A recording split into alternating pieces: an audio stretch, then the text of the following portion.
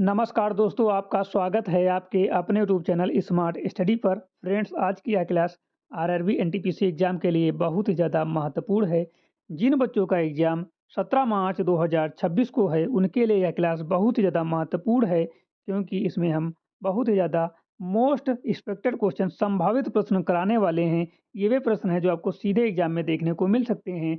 17 मार्च की first shift, second shift और third shift के लिए यह क्लास बहुत ही ज़्यादा महत्वपूर्ण है।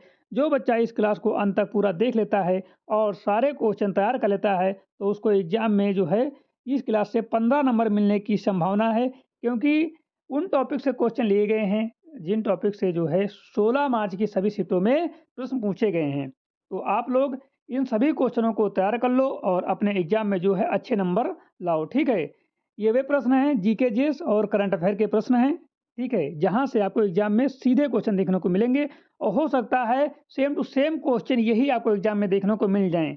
तो 15 नंबर कवर करने के लिए आप लोग इस क्लास को अंत तक पूरा देखो, सारे क्वेश्चन आप लोग तैयार कर लो। जो लोग स्मार्ट स्टडी यूट्यूब चैनल पर नए हैं और चैनल को अभी तक सब्सक्राइब नहीं किया है, वो सभी लोग चैनल को सब्सक्राइब कर लो, बेल आइकन को प्रेस कर लो, ताकि आने वाली वीडियो का नोटिफिकेशन सबसे पहले आप लोगों को मिल सके। जो लोग अभी तक स्मार्ट स्टडी के ऑफिशियल टेलीग्राम चैनल को ज्वाइन नहीं किए हैं, वो सभी लोग टेलीग्राम चैनल को जरूर ज्वाइन करो।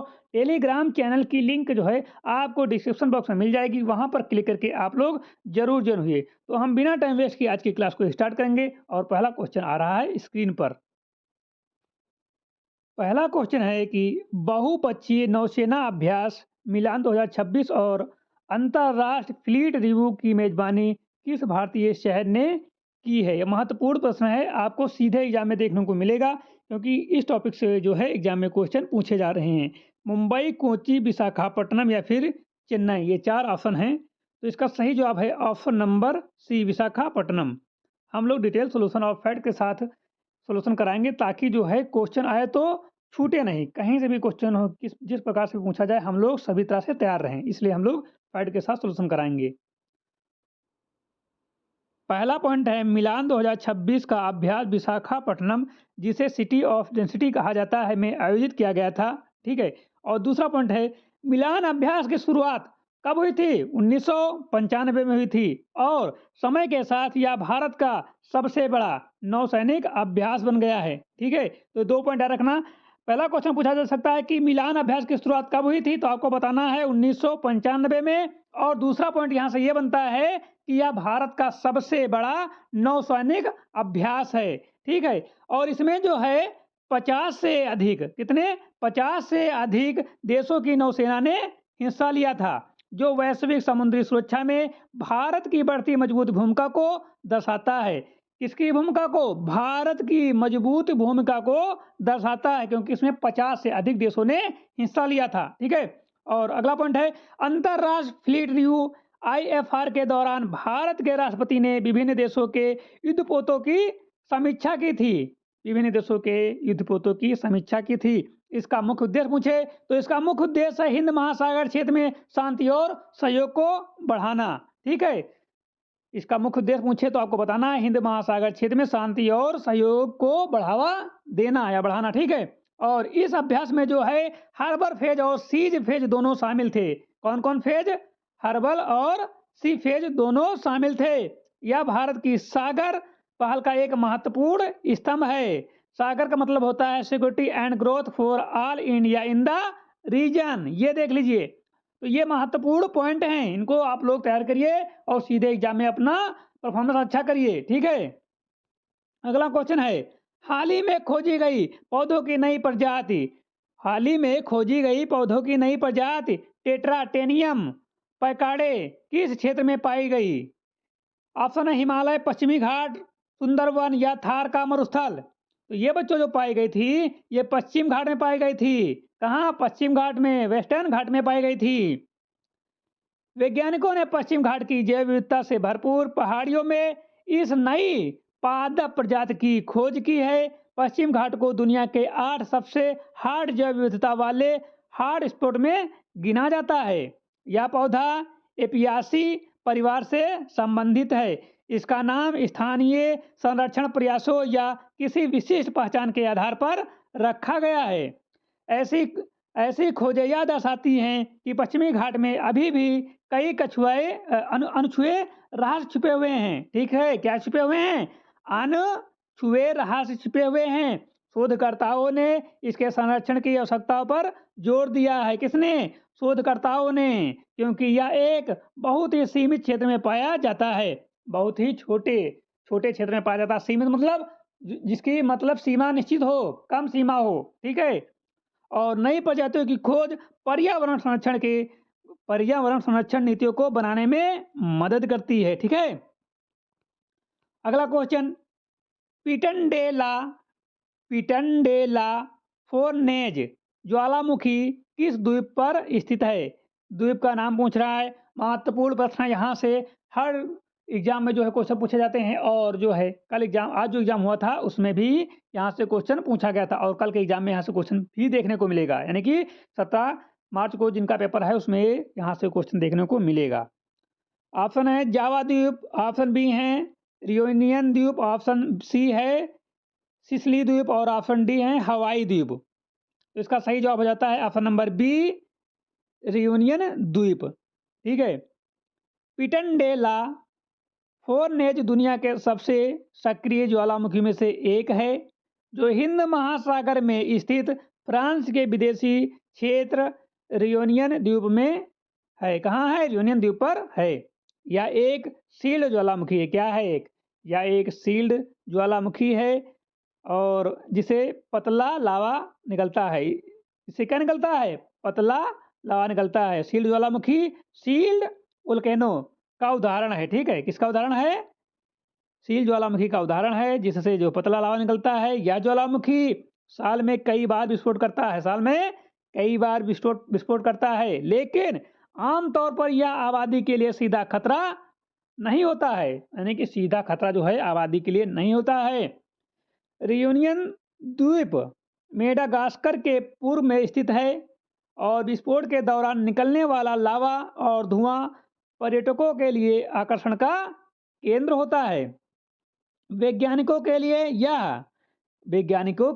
यह टेक्टोनिक प्लेटों के अध्ययन का एक महत्वपूर्ण स्थान है, और भारत के करीब होने और फारसी क्षेत्र होने के कारण यह सामरिक रूप में भी चर्चा में रहता है। ठीक है, अगला क्वेश्चन है, गुजरात सरकार ने किसे गिफ्ट सिटी का नया अध्यक्ष नियुक्त किया है? गुजरात सरकार ने किसे गिफ्ट सिटी का नया अध्यक्ष नियुक्त किया है? एन चंद्रशेखर, उदय कोटक, गौतम अडानी या मुकेश अंबानी को गुजरात सरकार ने किसे नियुक्त किया है? ये उदय कोटक को। कोटक महिंद्रा बैंक के संस्थापक उदय कोटक को गुजरात इंटरनेशनल फिनटेक सिटी यानी कि गिफ्ट सिटी का नया अध्यक्ष नियुक्त किया गया है। गिफ्ट सिटी गांधीनगर गुजरात में स्थित भारत का पहला अंतर्राष्ट्रीय वित्तीय सेवा केंद्र आईएफएससी है, और उदय कोटक के पास बैंकिंग और फाइनेंस का व्यापक अनुभव है, जो गिफ्ट सिटी को वैश्विक स्तर पर प्रतिस्पर्धी बनाने में मदद करेगा। गिफ्ट सिटी का लक्ष्य जो है सिंगापुर और दुबई की तरह एक वैश्विक वित्तीय हब बनना है। यहाँ टैक्स लाभ और सुव्यवस्थित नियामक वातावरण प्रदान किया जाता है। उदय कोटक की नियुक्ति से अंतर्राष्ट्रीय निवेशकों का विश्वास और बढ़ने की उम्मीद है। यह प्रधानमंत्री मोदी के विजन मेक इन इंडिया और डिजिटल इंडिया का एक महत्वपूर्ण हिस्सा है। अगले क्वेश्चन चलते हैं। अगला क्वेश्चन है कि अंतर्राष्ट्रीय ओलंपिक समिति आईओसी के नए अध्यक्ष के रूप में किसे नियुक्त किया गया है? यहाँ से बच्चों क्वेश्चन जरूर बनता है, ओलंपिक से क्वेश्चन तो आना ही है। ठीक है, यहाँ से क्वेश्चन तो आना ही है, तो आप लोग यहाँ से एक क्वेश्चन कंफर्म कर लीजिए, और हो सकता है या फैक्ट से क्वेश्चन ही आएगा, यही क्वेश्चन आ सकता है, या फैक्ट से क्वेश्चन आएगा जरूर।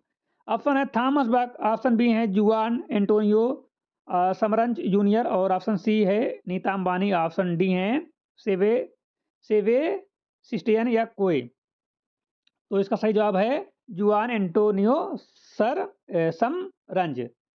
जुआन एंटोनियो समरंज जूनियर को अंतर्राष्ट्रीय ओलंपिक समिति आईओसी का नया उपाध्यक्ष चुना गया है। दिलचस्प बात यह है कि उनके पिता भी लंबे समय तक आईओसी के अध्यक्ष रहे थे। ठीक है, लंबे समय तक आईओसी के अध्यक्ष रहे थे, और शतरंज को खेलों के प्रशासन और विपणन में महारत हासिल है। उनकी नियुक्ति ऐसे समय में हुई है जब ओलंपिक खेलों को नए डिजिटल युग के लिए तैयार किया जा रहा है। वह ओलंपिक मूवमेंट के भीतर सुधारों और स्थिरता पर काम करेंगे। आईओसी का मुख्यालय लुसाने स्विट्जरलैंड में स्थित है। तो ये महत्वपूर्ण ये पॉइंट याद रखना कि आईओसी का मुख्यालय कहाँ है। तो आपको बताना है आईओसी का मुख्यालय लुसाने स्विट्जरलैंड में स्थित है। ठीक है, ये पॉइंट इंपॉर्टेंट, यहाँ से क्वेश्चन बनने का पूरा संभावना है और हो सकता है यही क्वेश्चन पूछ ले कि आईओसी का मुख्यालय कहाँ है। तो यहाँ गलत नहीं करके आना है।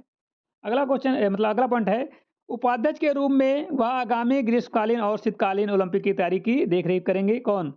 उपाध्यक्ष जुआन एंटोनियो समरंचे। ठीक है। अल्मोड़ा उत्तराखंड की कविता चंद ने हाल ही में किस महाद्वीप की सबसे ऊंची चोटी माउंट बिसन पर सफल चढ़ाई की? ऑप्शन है यूरोप, एशिया, अंटार्कटिका या दक्षिण अमेरिका। तो इसका सही जवाब जो होना चाहिए ऑप्शन नंबर सी, अंटार्कटिका होना चाहिए। ठीक है। माउंट बिसन अंटार्कटिका की सबसे ऊंची चोटी, जिसकी ऊंचाई कितनी है? 4,892 मीटर है। जो उत्तराखंड की कविता चंद ने इस पर जो है तिरंगा लहराया है। क्या लहराया है? तिरंगा लहराया है। तो महत्वपूर्ण प्रश्न है। एक बार क्वेश्चन फिर से देख लीजिए कि अल्मोड़ा उत्तराखंड की कविता चंद ने हाल ही में किस महाद्वीप की सबसे ऊंची चोटी पर माउंट बिसन में सफल चढ़ाई की है? तो अंटार्कटिका पर। अगला क्वेश्चन है, हाल ही में समरू विश्व शंकरप्पा का निधन हुआ। वह किस क्षेत्र के प्रसिद्ध कवि थे? हाल ही मतलब जल्दी ही 1-2-3 महीने के अंदर। ठीक है। लेखक, राजनेता, उद्योगपति, सामाजिक कार्यकर्ता। करंट का क्वेश्चन है। तो ये इनका नाम है। अब इनका पूछ रहे ये क्या थे? लेखक थे, राजनेता थे, उद्योगपति थे या सामाजिक कार्यकर्ता थे? तो ये थे राजनेता। समनुरु शिवशंकरप्पा कर्नाटक के वरिष्ठ कांग्रेस नेता और देश के सबसे उम्रदराज सक्रिय विधायकों में से एक थे। 95 वर्ष की आयु में उनका निधन हुआ। ठीक है। आयु में कितनी आयु में? 95, 95 ईयर्स ओल्ड थे। ठीक है। तो काफ़ी ज़्यादा एज थी इनकी और उनका जो है निधन हो चुका है। वो विधायक थे। ठीक है। अगला क्वेश्चन है, आर्टिफिशियल इंटेलिजेंस प्रतिस्पर्धात्मक की वैश्विक रिपोर्ट में भारत किस स्थान पर पहुंच गया है? तो ये क्वेश्चन हम करा चुके हैं, कई बार करा चुके हैं और ये कई बार क्वेश्चन पूछा भी गया है। तो इसका जो सही जवाब हो जाता है, भारत जो है तीसरे स्थान पर रहा है। पहले पे हमको लगता है अमेरिका रहा है, दूसरे पे चाइना, या पहले पे चाइना दूसरे पे अमेरिका, या दोनों संयुक्त रूप से पहले स्थान पर रहे हैं और तीसरे स्थान पर जो है भारत रहा है। ठीक है, ऐसा कुछ है। तीसरे पे तो भारत है, ये कन्फर्म है। कौन है? भारत है। पहले पे जो है अमेरिका और चाइना है। अब चाहे पहले पे चाइना हो या अमेरिका हो, तो आप लोगों को संयुक्त रूप से लगाना है। फर्स्ट स्थान पूछे तो संयुक्त रूप से जो है चाइना और अमेरिका है। ठीक है। एआई इंटेलिजेंस इनोवेशन के मामले में दुनिया का तीसरा बड़ा देश बन गया है। पहले 2 स्थानों पर अमेरिका और चीन है। ठीक है, पहले 2 स्थानों पर। ठीक है, यानी कि संयुक्त रूप से पहले पे होंगे। अगला क्वेश्चन, मछली पालन और एक्वाकल्चर की क्षमता प्रदर्शित के लिए किस राज्य यूटी ने अपना पहला इन्वेस्टर मीट आयोजित किया? लक्षद्वीप, गोवा, अंडमान एवं निकोबार या केरला? इसका सही जवाब हो जाता है अंडमान एवं निकोबार द्वीप समूह।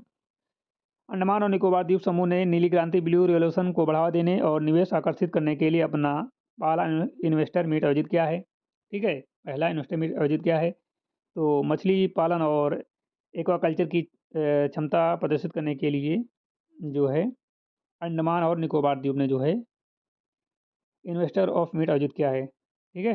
अगले क्वेश्चन चलते हैं। महत्वपूर्ण प्रश्न है कि महत्वपूर्ण प्रश्न ये है कि ईपीएफओ ने वित्तीय वर्ष 2025-26 के लिए ईपीएफ जमा पर ब्याज दर कितनी निर्धारित की है? ईपीएफओ ने वित्तीय वर्ष 2025-26 के लिए ईपीएफ जमा पर ब्याज दर कितनी निर्धारित की है? 8.15%, 8.20% या 8.25 या 8.50? पहला ऑप्शन क्या है? 8.15%। दूसरा क्या है? 8.20%। तीसरा क्या है? 8.25%। चौथा क्या है? 8.50%। तो देख लेते हैं। सही जवाब है ऑप्शन नंबर सी 8.25। कर्मचारियों की निधि संगठन क्या बोलते हैं इसको? कर्मचारियों की निधि संगठन ईपीएफओ ने वित्त वर्ष 2025 और 26 के लिए ब्याज दर कितनी तय की है? 8.25 तय की है। ठीक है, यह निर्णय ईपीएफओ के केंद्रीय न्याय बोर्ड सीबीटी की बैठक में लिया गया है। किसमें? सीबीटी की बैठक में यह निर्णय लिया गया है कि इसकी ब्याज दर कितनी होगी? 8.25 होगी। यह दर पिछले कुछ वर्षों की तुलना में बेहतर मानी जा रही है। पिछले कुछ वर्षों की तुलना में बेहतर मानी जा रही है।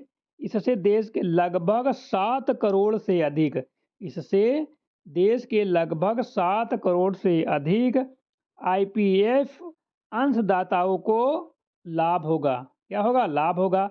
वित्त मंत्रालय द्वारा इस दर को अंतिम मंजूरी दी जाती है। किसके द्वारा?